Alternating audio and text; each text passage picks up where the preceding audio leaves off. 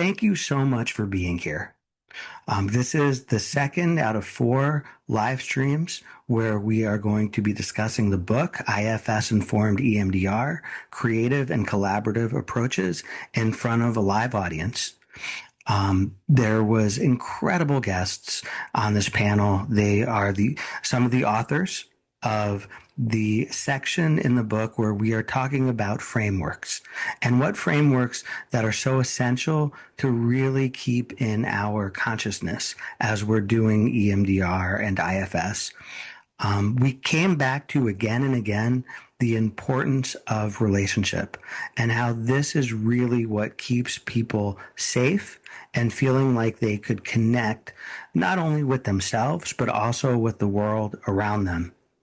I really appreciate the unique perspectives that the panel brought, each person in the panel brought today in this discussion, and also how there's a thread that really was able to connect this entire conversation and really show how each of these frameworks connect and tap into compassion, curiosity, and a real deep understanding and appreciation for the complexity of human suffering.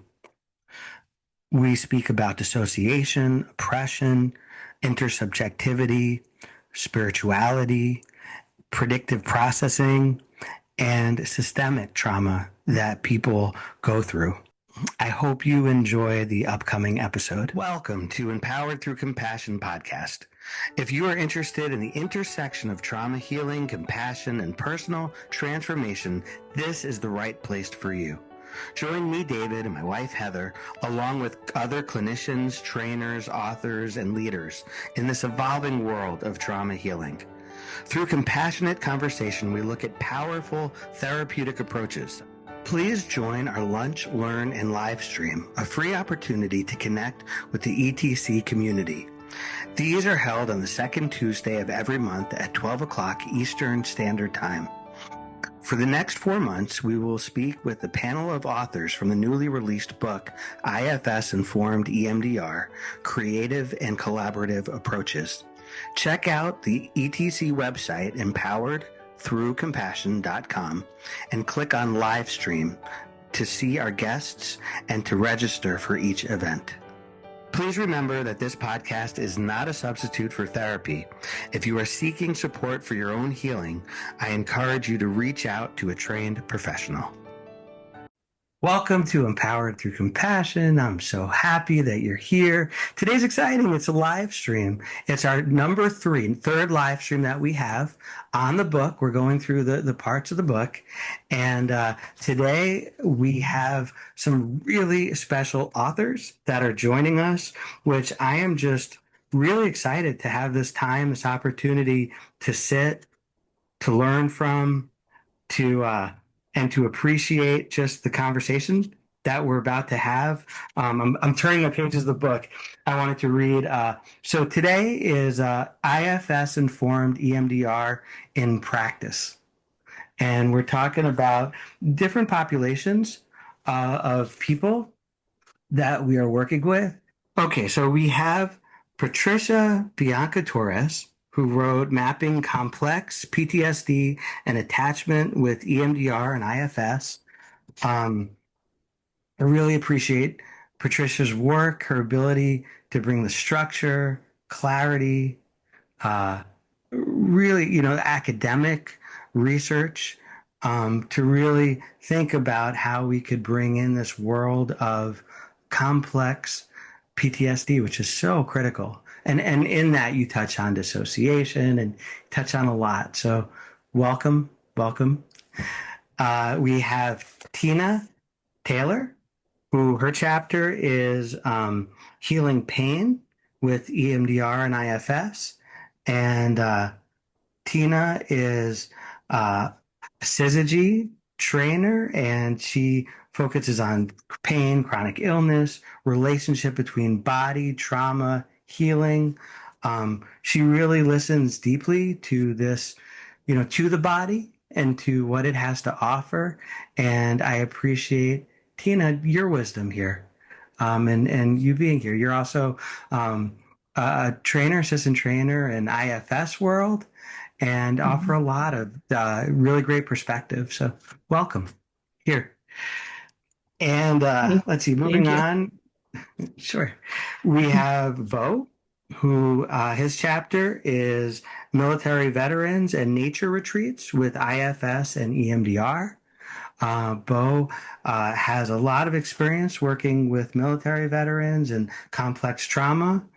Um, his teaching has, we've talked, Bo, about just some of the amazing ways that you have brought the IFS and EMDR into this work out in nature with veterans and with your knowledge in military terminology, how to connect all of that with this work.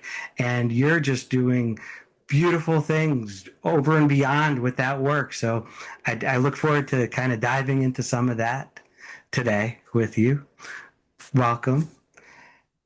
And then we got Elizabeth Vinart, um, our author here, who has just completed another book, which has fleshed out this chapter that we're going to be talking about, highly sensitive people and the healing presence of self, IFS and EMDR integration and practice. Um, so Elizabeth has, yeah, I'm super excited to see that book, to read it. Um, really talking about highly sensitive people and this population that is often misunderstood, mislabeled, um, and really kind of seeing it as, you know, a strength and a superpower rather than something to just kind of marginalize people with. So, Elizabeth, welcome. And then we have Bethany Barta, who I'm super excited to have here. She has an integrative approach to healing, how blending warrior goddess empowerment with IFS and EMDR facilitates deep healing for women. Bethany also brings a ton of experience and leadership and her, you know, training abilities.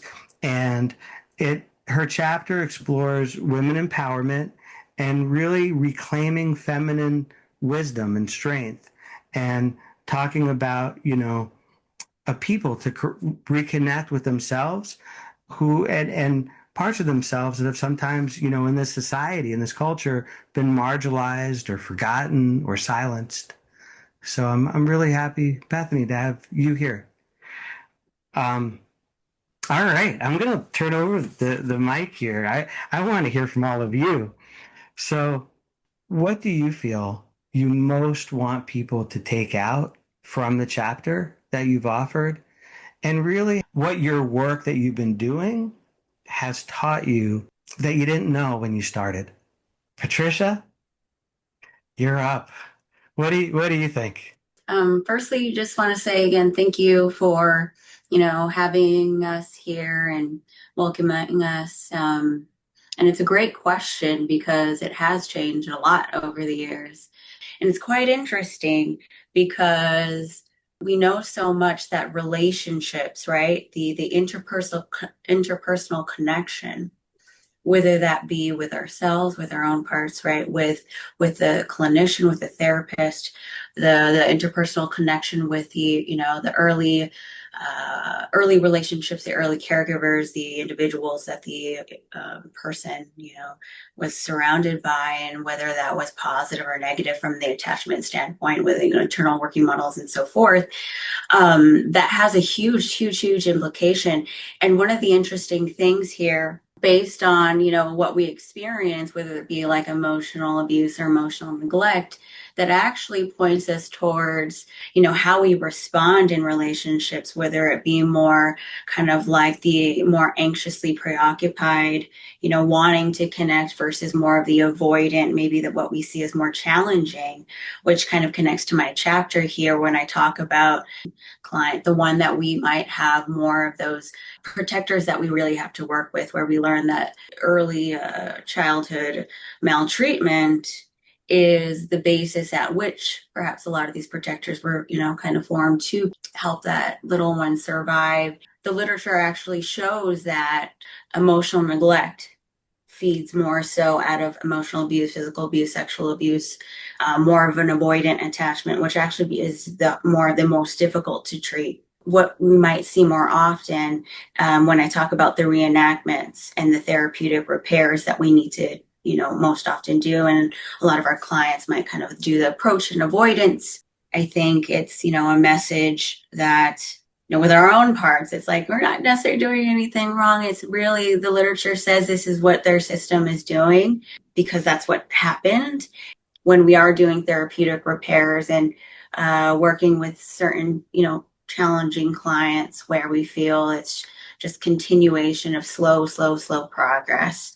And it's just going to take some time for them to experience something different. I'm going to be presenting at EMDRIA this year and then publishing a little bit more about this, that we're in the right direction. Yeah, that's so fascinating.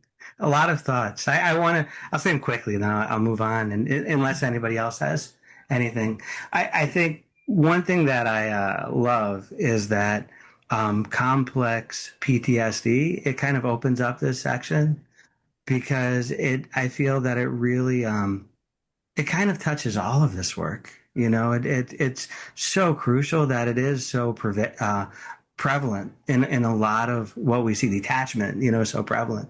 And I guess one of my questions, and we could either take that now or just kind of allow it to settle. But it's that when you have somebody with, anxious avoidance, let's say, of attachment, I could see how that's so difficult to really connect with that protector because that protector is anxious avoidant. So it doesn't want to connect. So trying to allow that space to say, oh, I really want to connect with you when your way of protecting the person is to say, back off, I don't want to connect, becomes really hard and challenging. Moving on to Tina. Um, yeah, what are your thoughts and any responses and then I guess the same question for you also.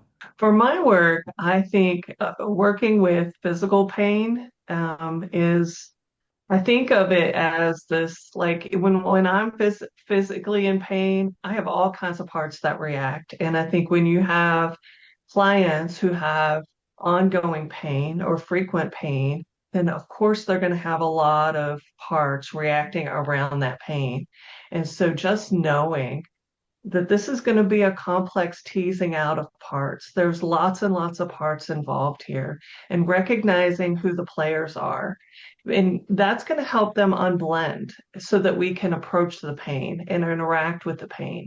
A lot of people ask me, is pain come from the body or does it come from parts? And the answer is it could be either. Like, the body is the hardware, the parts are the software, and they interact with each other. They're very connected. And so you can't work with one without working with the other in many respects. And if we can get parts done blend where we can approach it with curiosity and compassion, then we can ask that question. Is this from the body or is this a part? What's the purpose of this pain? In the physical body, there is a purpose to pain. It's to alert us to danger. Now, so I realize sometimes things can go haywire and it's not a real danger in our bodies, but we can at least get more understanding about what it's trying to tell us and what's happening and get more clarity around it. And the more self energy people have toward their pain, our tolerance for that pain goes way up. And so we're not necessarily going to fix all pain that's connected to our bodies, but we can help the parts that are reacting to it and really have some compassion for what's happening in the system. And so I think that's the biggest thing to take away is we're creating this capacity and curiosity and openness toward the pain, which feels a whole lot different than the panic or the reactivity that often comes when things don't feel like they're ever going to change. That's one thing I hear from clients a lot. This is never going to change. But how can we be with this? And how can we take care of this? Because if I have a broken ankle, that might be very physical. But if I can unblend from my parts and ask what it needs, there are ways that I can take care of my body to take care of that broken ankle. And so learning how to self-care through that is important as well. I guess what's coming up for me as you're saying all of this is where EMDR comes in, how you feel that EMDR comes into that work. Yeah, the same way that we incorporate EMDR with IFS, we're going to add bilateral and exploring each part. So we're going to identify the part that we're going to work with. Sometimes it takes the time to tease apart what part is going to be our target part. We have to understand and map out the system first. And then once we have a target part, adding that bilateral to exploring, like, if we're targeting a protector part that's trying to protect us from pain, like oftentimes you have parts that are pushing with pain, there's parts that are pushing you to do more, and the parts that are shutting you down to keep you from doing more, to protect you from that pain. So, which one of those in that polarization becomes our target part? We're going to work with that target part, and we're going to add bilateral as we explore that about how important that job is. Yeah, Hmm, that's beautiful. Yeah, thank you. yeah. Well, thank you. Okay, so kind of moving into the chapter on veterans. Bo, what have you learned through through some of this work that you're continuing to do? What are some new insights? Let me start off with what I guess what I hope people can get from the chapter as they read this. There's three things that really is kind of like these are my big takeaways that I actually didn't really in some of it weren't even in the intention of writing the chapter, but it came out. Obviously, number one, which I was my main hope was that people would start to appreciate and understand the power of nature, the healing power of nature.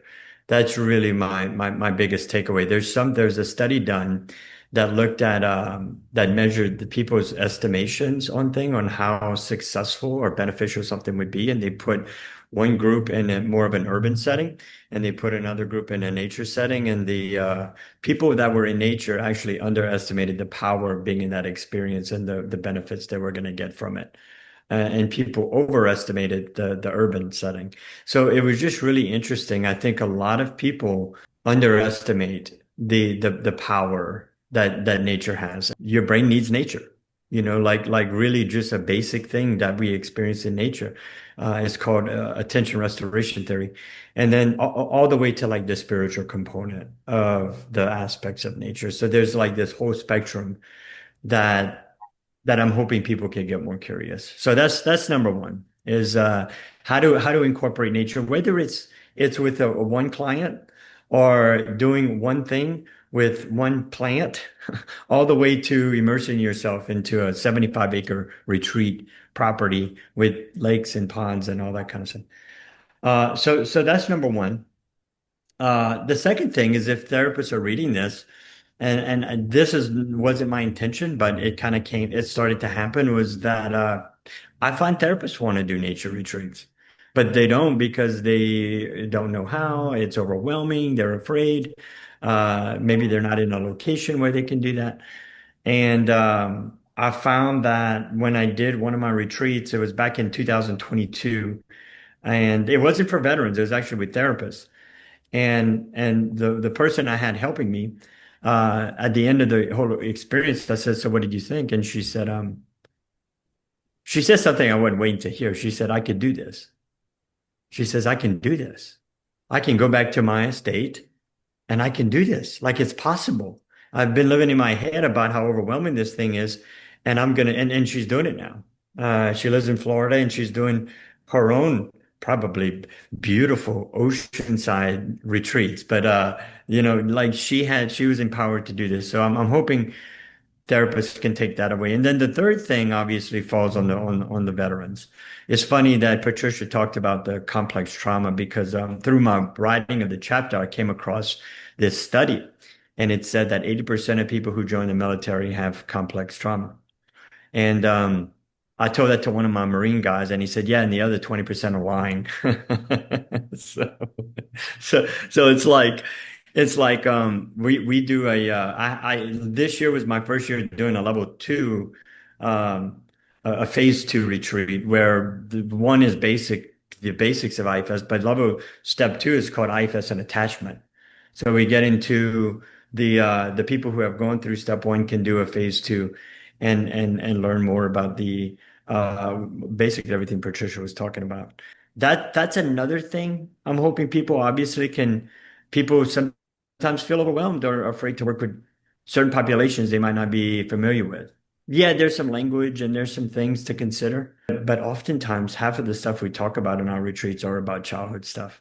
I mean, there's obviously military stuff that comes up, but it all goes back to childhood, to be honest with you. And then in some cases, the military just reinforces things and protectors and exiles and all that stuff. So whether it's just as a whole working with a veteran, what it looks like, what are some things that you can consider, especially if you're not a veteran? What are your own parts that come up working with veterans? And how do you work with those parts of you that may come up? I'll give you a breakdown in the book of how you can do a retreat.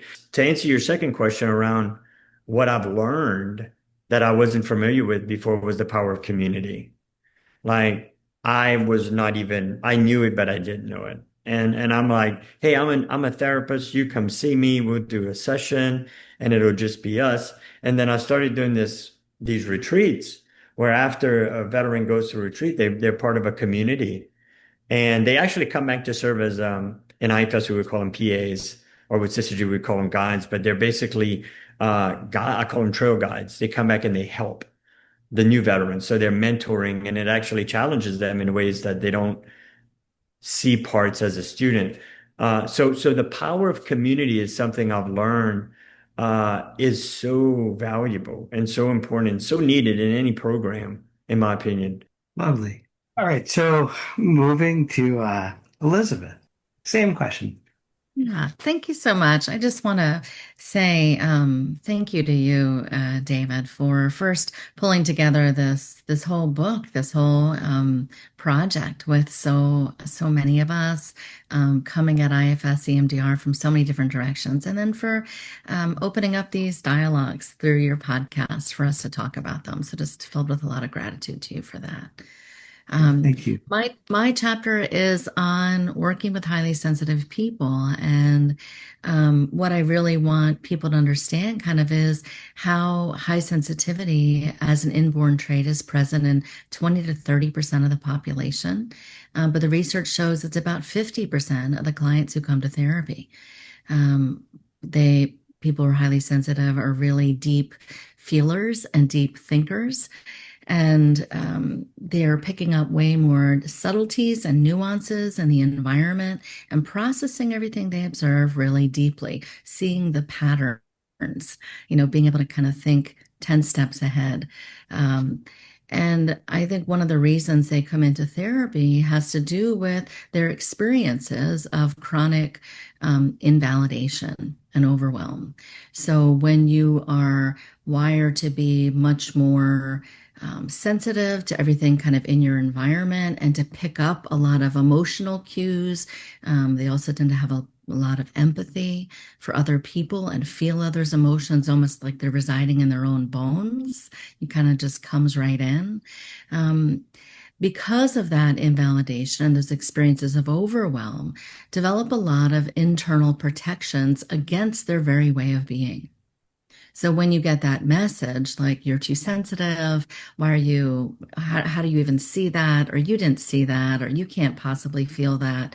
All of those kinds of messages that are coming, not always, it can feel like gaslighting, but it's not always like intentional gaslighting from people. But if 70% of the world isn't experiencing and seeing things the same way, they're not even picking up on those details. They're not aware that someone else could pick up on their emotions. They're kind of just saying that's not true. And that gets internalized by these protectors as I can't actually trust myself. I can't trust the way I'm wired. I can't trust my way of moving in the world. And what we don't want is for therapists to be unintentionally reinforcing some of those early messages. Some of that comes from therapists even knowing about the trait and knowing that they themselves might be highly sensitive. Other ways that they maybe aren't trusting their own intuition. So part of my hope is really for therapists to recognize, oh gosh, this might be my client. Oh gosh, this might be me. That this is not a disorder. It is not a pathology. It is a natural form way of being in the world. In fact, one of the theories on why, it's not a small minority. It's a big minority, right? It's like 30%. So, one of the theories on why it exists in such large numbers is that it's actually essential for herd survival. They've actually found it in over 100 different animal species, like biologists and different scientists across different disciplines have found it. And the thought is that we actually really need this trait. We really need the strengths and the gifts of highly sensitive people in the world. The sensitive leaders are the ones who are picking up on what's off, what's askew, what needs changing, right? Like the canaries in the coal mine that kind of say, this isn't right. Right. And I think about some of our beautiful sensitive leaders like Mary Oliver as a poet, but also as someone who's so profoundly connected to nature and able to see the poignancy and our interconnectedness with nature, just so powerful. And other sensitive leaders who just really pick things up. So I hope my chapter helps people get curious about the trait and discover if they're sensitive. And then also I laid out kind of things to keep in mind throughout the IFS EMDR process. So one is kind of really understanding how to open up a dialogue about sensitivity, but also creating a container that's going to be optimally like supportive for highly sensitive people. So because they process so deeply, and actually I consider myself highly sensitive as well. So, I say we process deeply. That having more space in the container is really important. So longer sessions tend to be better. I've done some really beautiful work with intensives. So like 3 to 6 hour sessions even, or some might think that would be way too overwhelming if you have all these big feelings, but actually the space helps it be less pressure, right? And the pressure can be part of what then kind of is a catalyst for some of those protectors to come forward, the ones that are pushing to like get it done and get to the stuff and get to the emotions, and the ones that are like, we've got to pump the brakes on that and not go anywhere near the emotions. And so the more space you have often, then you can put in more nervous system breaks and bring in other kinds of supports that are going to be helpful. Whether that be stretching or taking a little walk or spending a little time with like singing bowls or like whatever else you can integrate in, that'll be helpful. And then the other thing I think that's really important to notice is that your highly sensitive clients are going to be super tuned in to you. Because they pick up on everything in the environment. That includes the person they're sitting with.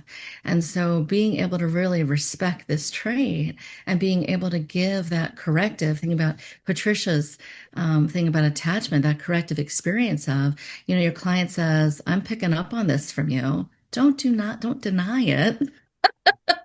If they're picking up on something that legitimately you're having a reaction to, this is your opportunity for a reparative experience where you get to say, you know what? You're right. I have a part that's up too around this. I have a part that was feeling some urgency, or that was wanting to like, almost cutting off some of that emotion prematurely to offer a Kleenex or whatever because of my own part that was having a reaction. So I feel like that's another just important thing to kind of keep in mind. And so in my chapter, I just kind of talk about ways to pay attention to that. And then the other piece would be about polarizations that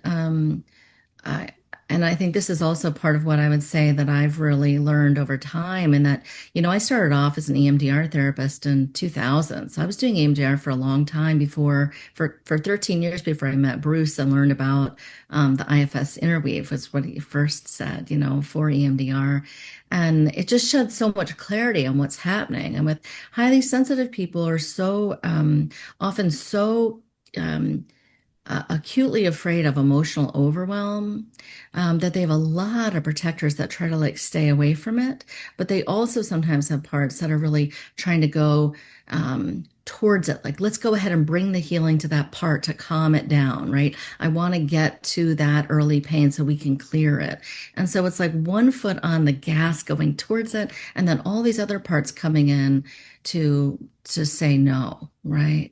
And so being aware of that there might be a polarization internally, or that those insightful, thoughtful, problem solving, analyzing, like that's a part, right, that's trying to protect them. And so kind of using that as a way to say, are we still in that window of tolerance? Is something else needed? And the more we make space for both parts of that polarization, then the easier it is to kind of stay in tune and pace the work in a way that's optimally supportive, so that highly sensitive people realize like how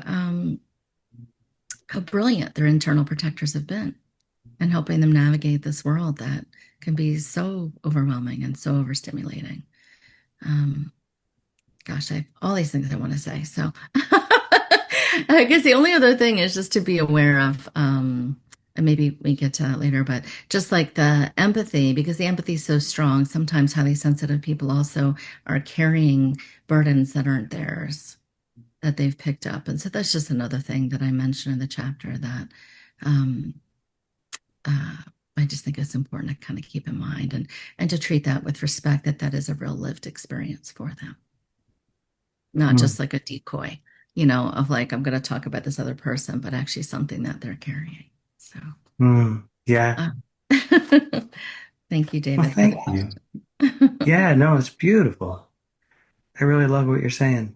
Thank All you. right, and Bethany, I just yeah, want to say thank you for inviting me to be a part of this. And as I listen to everyone talk about their chapter and their work in the world, I just feel really lit up and excited. And I want to just talk with each of you about the things you're doing, because I'm also just noticing a lot of overlap. So it makes sense to me why you grouped our chapters together, and why we're all here together today. So thank you for that. Yeah. So what do I want people to know? I guess I feel like in my chapter, what I did was introduce a little bit about multiple topics. And so I have worked my whole career in different settings, bringing communities together. One of the things that I'm passionate about is doing community and group work. And so, Bo, everything you said, I was like, oh my gosh, you could be my best friend. So the power of community is something that I've experienced and witnessed over and over and over in my career. And so I have led women's groups for a number of years, and always have at least one person say at the end, I had no idea I would have so much in common with everyone here, or I'm blown away at how you have experienced something similar to me. We all have these experiences and think we're the only ones. And I think it's just so healing to come together, even in the way we all did today, right? We're coming together and realize we have a lot in common and we didn't even know each other. And so I'd say that's something I really want our readers and listeners to embrace, is how much we need each other. And one-on-one is powerful. And when you add in more people, the healing increases exponentially. And specific to my work, I think it's super powerful to bring women together in groups, that we actually have research that serotonin and dopamine and all kinds of wonderful healing chemicals get released in our bodies when we come together in groups to create, to sing, to commune, in all the ways. And so the work that I do feels like it's helping women come back to self again. A lot of our protectors have developed over centuries to try to keep us safe in the world. And I really have a lot of passion for helping women remember who they really are and come back to that connection to self energy. And the work that I do, I feel like is always kind of building toward that or leading people toward that. And I love how IFS really supports that integration of all of who we are, right? It's not just we are parts or we're self energy, we're all of that. So that first step is really about embracing that idea of I'm coming back to self again and my authentic self. The other, I think, big piece that I want to share is just, again, like what Bo said, the power of nature. We are nature. We can't disconnect ourselves from that. And that has been kind of systematically taken away from us. And I really am passionate about helping people reconnect to themselves as being a part of nature and the self energy that nature holds, just like we have our own self qualities and essence of self energy. I think the natural world has that too, with the elements and the essential qualities that each of the elements have. So my chapter talks quite a bit about how to softly bring that in and introduce that to people. And then the last thing I'd say that I feel really excited about is embracing that we are energetic beings, that we are mental beings, emotional beings. We have a physical body, and we are spirit, and we are energy. And I think, Elizabeth, I'm curious how many therapists are identified as highly sensitive, but I know I'm very sensitive to energy and feeling. Not just the emotions, but the energy of others. And so part of my work is to help people embrace the world of energy. And that seems a little kind of on the fringe, or has been, but I think we're starting to notice that. And I feel really grateful that Dr. Schwartz brought in the idea of self is energy. He calls it self energy. And so, yeah, I think that's probably the tip of the iceberg of what I would hope people get. Yeah, thank you for that. I mean, all of you. It's so exciting hearing about what you're doing, what the chapter is, what your work is, your passion. I'm feeling some of that passion. I wonder, do you have questions for each other? I could kind of lead it a little bit better than that, but does anything come up? What comes up inside of you just hearing? I do have I have so many questions, but I'm going to start with Good. the loudest. And it's actually for Elizabeth. You mentioned a couple of things. So there's kind of two questions. One was the comment you made about we take burdens that's not ours. And then the other thing, I think that, because Bethany said something that triggered another question for you, Elizabeth, was what's the difference between like intuition, like I'm just picking up this thing, versus a sensitive, more of a sensitive thing. And maybe it's the same thing. I don't know. So, okay, the first one was the burdens that's not ours. In IFS, we talk about legacy burdens. We talk about cultural burdens.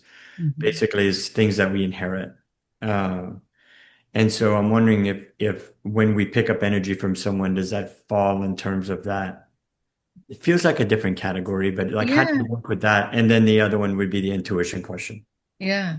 So I'm going to start with the first one because I might have to ask again about the intuition question exactly. Okay. Yep. So actually I'm going to do a little shout out, if that's okay, David. I just actually published last week my book, Trusting Your Highly Sensitive Self, and it's an internal family systems path to healing and wholeness. And it really kind of goes into that. And what I call that is empathy burdens. So in that book, I go ahead and I just give it a name because I feel like it really is different than purely the legacy burdens or cultural burdens, but of course those also come in. With empathy burdens, it can be even I go to the grocery store and I'm walking through and I see someone who I just can feel, speaking Bethany to your point about energy, I can just feel this energy, this emotion like from them and just feeling more porous. and absorbent of that.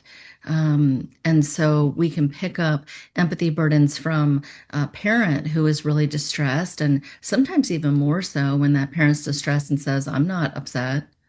Then it's this confusion internally. I feel it energetically, emotionally. I feel it, right? And then you're saying it's not true. And then it's like almost, I think, it can amplify it in some ways, right? Because I am having that experience. So, one of the things I notice in doing like EMDR work that I used to notice before, but didn't really know what to do with until I really started sitting with this more through that IFS lens, is doing EMDR targets and getting to a place where someone's like, I'm just so overwhelmed by my mother's sadness, for example, and I don't feel like I can let this go in my system because I feel like I have to do something to help them. Now, that's parts activation. I have to do something to help them, right? So having that clarifying lens there, but then also the way that that helper part is clarifying lens around what are you picking up? And sometimes it's just that person in the store that you just feel that energy, and how do you kind of work with that, right? But you got to kind of know who are the protectors who are stepping in as part of that process. Yeah, and the fears associated with that. Like I have to hold it this, or I Right. can't do it. Yeah. Yeah. Thank you. That answers the Yeah. question. Now, Yeah. the other thing kind of maybe ties into what you kind of answered, I think maybe some of it, but the question is about like maybe some people like their intuition is just very, very strong. They I don't know if we would call it self energy or maybe that's a part, but it's something about this intuitively. My intuition is picking up on this versus, I guess, an empathy burden or something like that. Or is this, or people who are highly sensitive or more likely to have a stronger intuition? I think maybe one of the things that's tricky with the intuition is that I mean, and I haven't done research on intuition and exactly how we define that. So I'll say that. But I think that when you're highly sensitive, you are picking up on a whole lot. You're processing it really deeply, and so you can have really strong intuition. But the challenge comes in when other people are like, yeah, but how do you know that? Okay. Right? We live in a world that is so, um, you know, is it left brain dominant? Like you have to be able to have reason and rationality to be able to explain how you know something. So I think that highly sensitive people can have all these protectors that are trying to figure out, how do I prove the things that I intuitively just know? Okay. Right. Can I add something onto that? Yeah, please. I think a lot of the questions I get, so I do a series of classes on teaching about how to trust intuition and listen to intuition. And I think the more we can unburden protectors and exiles, the more clearly we can connect with our true intuition. I've noticed that in others and myself, and that I think what my clients often have experienced is anxious misperceptions. Our parts are working really hard to keep us safe. And so they actually perceive the environment in their own way. They have their own filters. And the more we can help them soften that and feel a sense of trust in our self energy and being okay, the more that we can really kind of get a true sense of intuition, which might be what I think more people are like, how do I trust myself? How do I know how to be in the world? Yeah. I love it. That's good. Thank you. Thank you for offering that, Bethany. That makes so much sense. Yeah. Just that what's coming up for me is connected to attachment. How there's so much attachment there. From what you're saying, Elizabeth, with when you have a highly sensitive person in a system that is maybe more left brain dominant, and then they're being denied their reality, what that does to the attachment. And also, like, kind of I'm pulling in all of you guys, but Bethany, for you, like, kind of tying that all into when you do have this complex attachment, how do you build that trust? How is that trust in yourself really realized? And through all of your work, how do you find that you've been able to help people have that belief of like, yeah, what I'm seeing is real. Even if people are denying what I'm seeing, I could still have faith that like, yeah, I'm seeing something real and I could, hold on to that realness. It seems to touch a lot of different elements, which is just really interesting. David, Yeah. Oh, go ahead, Heather.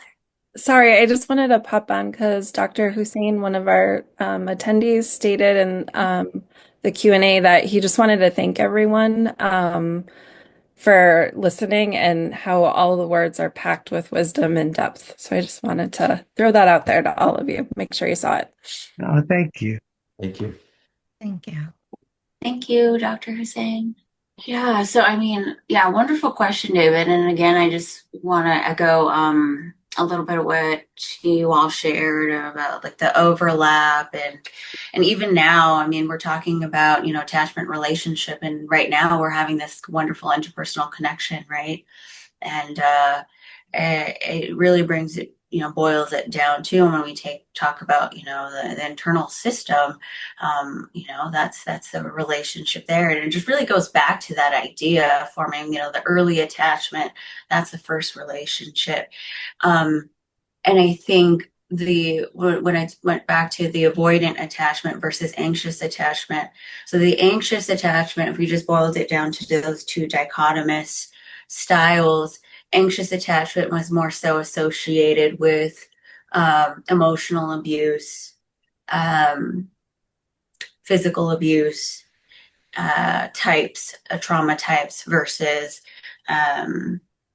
avoidant attachment was more emotional neglect, more cold and rejecting parenting styles, which is quite interesting. I found that quite interesting. And so, according to some literature that I read, again, it's been more challenging to treat those who are avoidantly attached because they're actually aversive to pictures that are nurturing. Like they showed a slew of pictures, right? There's studies of showing pictures, and then depending on their eye contact or, pupil dilation or how fast they would blink, those kinds of things, it would tell us, how much they really wanted to, emotionally detach and how easy that was. So therefore, it kind of just comes back to, what you were all sharing. And I'd love to hear more about your thoughts around this and how you would proceed around somebody who grew up around the longing, maybe, right? Initially having that longing of that relationship, who was neglected. And then at the same time, like Bo, you mentioned, just reinforcing, for example, if this was a veteran, right? Not only in their relationships in childhood, and then, they enlisted in the military right out of high school, and then being reinforced, having to be strong, taking care of others. They, got discharged, became like, some, police department, right? And then so forth, and having to protect others, and again and again. So just kind of curious, and maybe that might be helpful for readers and listeners, and also for me, because I think it's also just beneficial to hear from others of how you might deal with that. And Tina, with the comorbidities, with pain, and all the protectors that come up and against that, right? Because it begins to be like shape shifting, right? The distractions and the different protectors that come up. So that's a lot to say, and I know we don't have a whole lot of time, but that's what came up for me, David. Love it. I love it. Yeah. What do you guys think?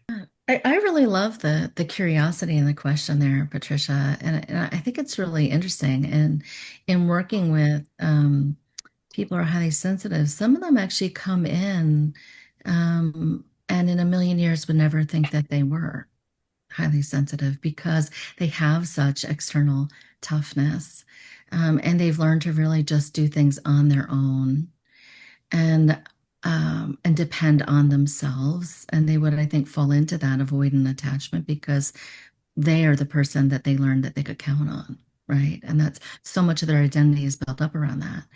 And I actually love IFS for this.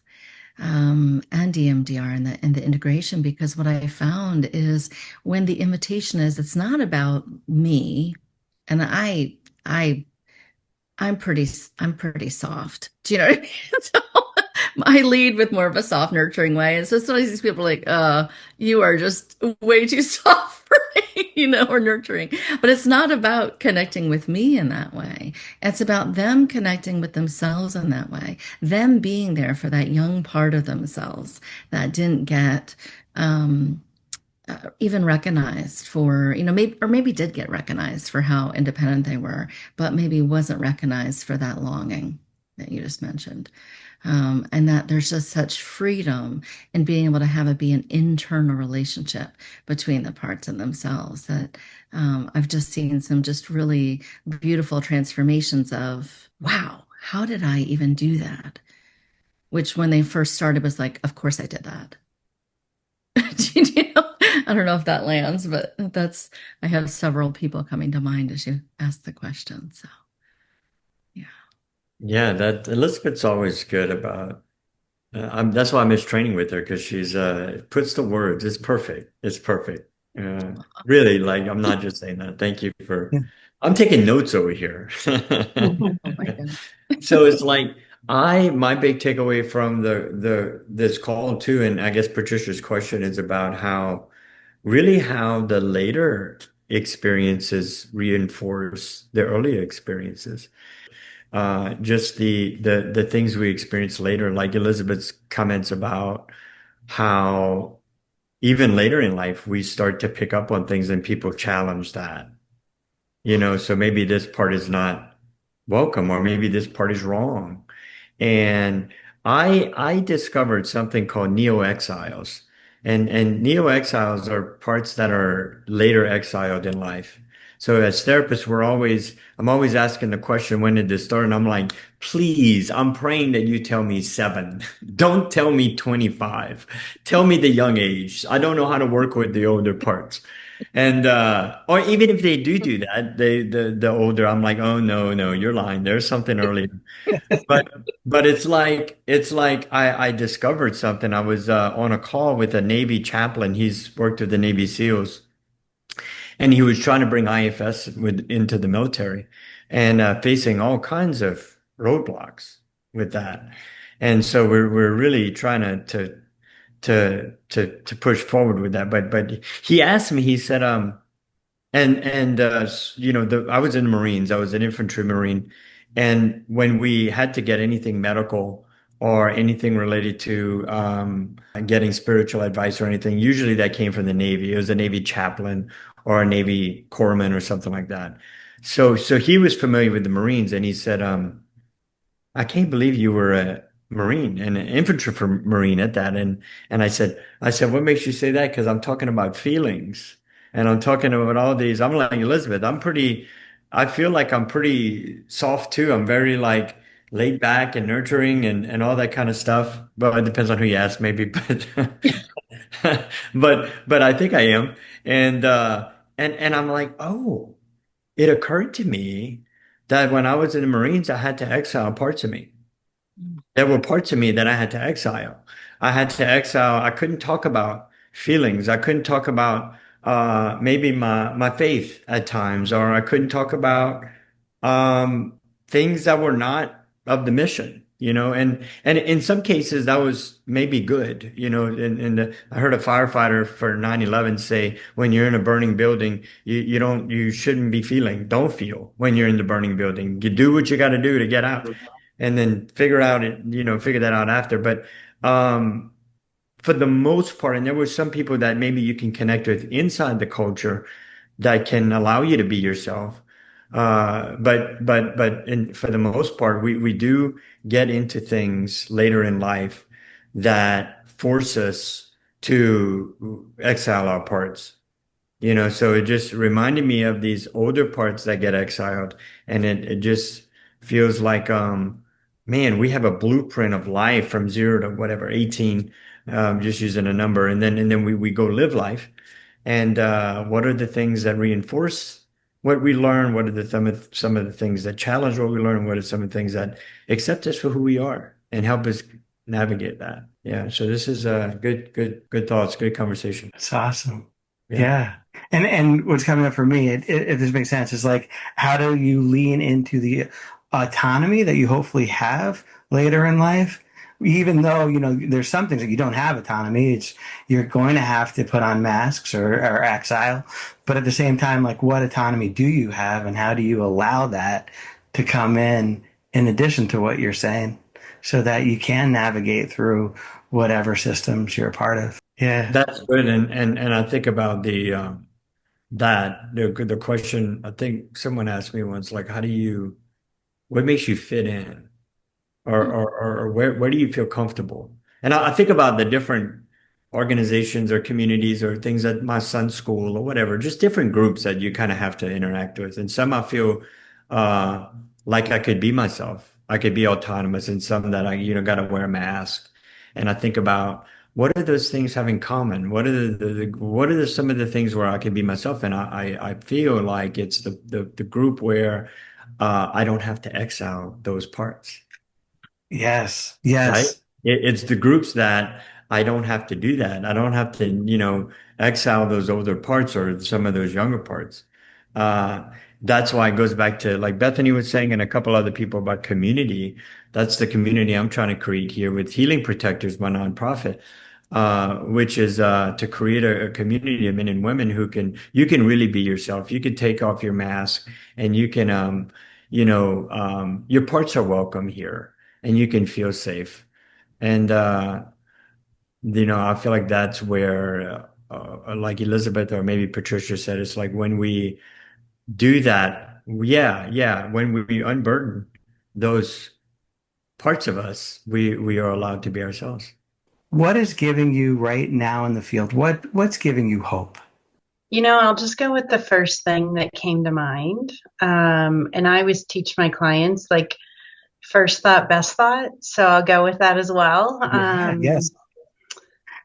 Community. I just feel I'm plugging into my community more. I'm finding spaces where I can connect with others, and I'm seeing and sensing other people doing that too.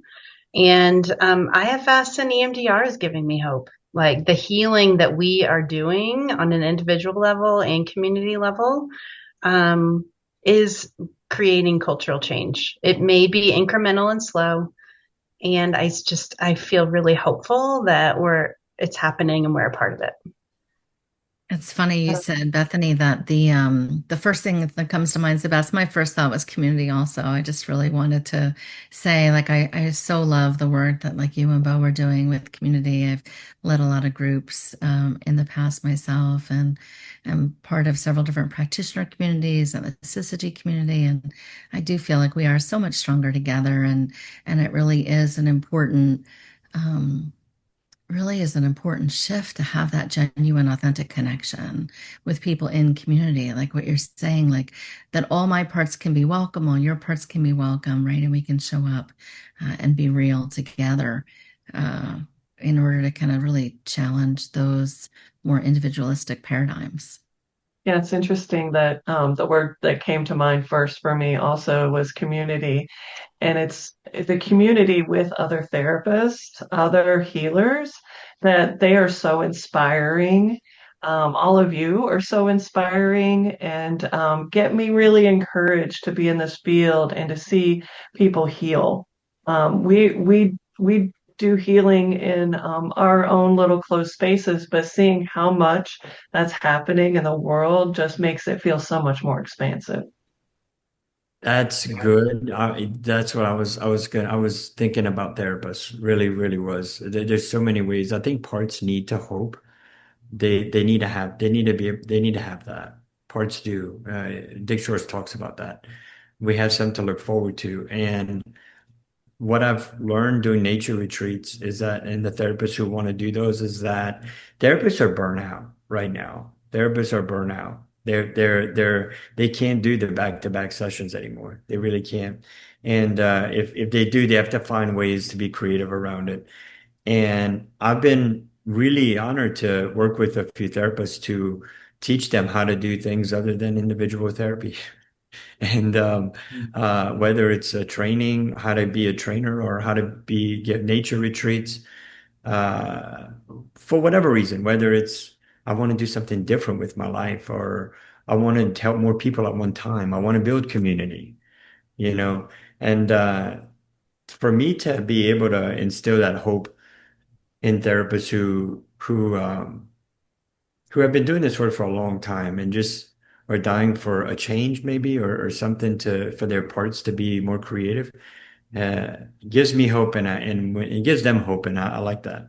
Yeah, I mean, I think it's just awesome again that everyone's just overlapping in, community and just therapists and just relationships. It just comes back to again, just um, you know, just vulnerability, I guess, and like the passion for the work that we do and just kind of really that felt sense of belonging, I guess, and that passion.